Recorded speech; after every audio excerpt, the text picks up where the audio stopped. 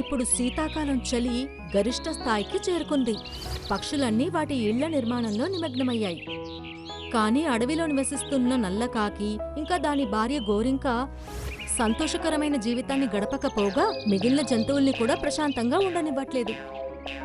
పక్షులు ఎంత చక్కగా తమ గూడును నిర్మించుకునే ప్రయత్నం చేసినా అవి వాటిలో ఏదో ఒక లోపాన్ని ఎత్తి చూపిస్తూ ఉండేవి.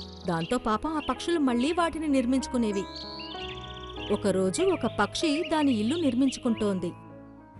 అప్పుడు నల్లకాకి ఇంకా దాని భార్య ఇంటి నుండి కలపను తీసేయడమే కాకుండా వాటి ఇంటిని పూర్తిగా ధ్వంసం చేసేశాయి.